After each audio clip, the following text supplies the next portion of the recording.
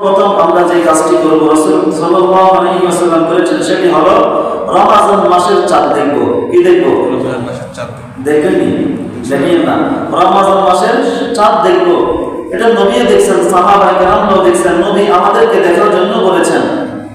আগামীকাল হতে পারে চাঁদ উঠবে, না হলে পরের দিন উঠবে, ঠিক না? রমজান 31 হয় না, 30 অথবা 29। আগামীকাল না উঠলে পরের দিন অবশ্যই উঠবে, সবাই চাঁদ দেখবেন। আল্লাহ নবী বলে তোমরা রমজান মাসে চাঁদ দেখবা এবং একটি দোয়া করবা, আল্লাহুম্মা আইন্নাহু আলাইনা বিল জুন্নি ওয়াল ঈমান ওয়াস সালামাতি ওয়াল ইসলামি রাব্বি ওয়া রাব্বুকাল্লাহ। আল্লাহর নবী সাহাবায়ে কেরামদেরকে বলে, হে সাহাবায়ে কেরাম, যখন রমজানের চাঁদ দেখা যাবে তোমরা রমজানের চাঁদ দেখে একটা দোয়া করবা। তোমরা বলবা আল্লাহুম্মা আইন্নাহু আলাইনা বিল জুন্নি ওয়াল ঈমানি ওয়াস সালামাতি ওয়াল ইসলাম রাব্বি ওয়া রাব্বুকাল্লাহ।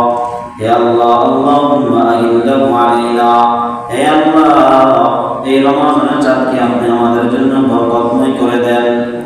اللهم أهله علينا بالجن والإيمان والسلامة والإسلام এবং আমাদের ঈমানকে হেফাজতকারী, পরিতৃপ্তকারী এবং আমাদের জন্য শান্তিময় করে দেন। রব্বি ওয়া রাব্বুকাল্লাহ, এই চাঁদ রব্বি ওয়া রাব্বুকাল্লাহ, আল্লাহ আমার রব এবং তোমারই রব।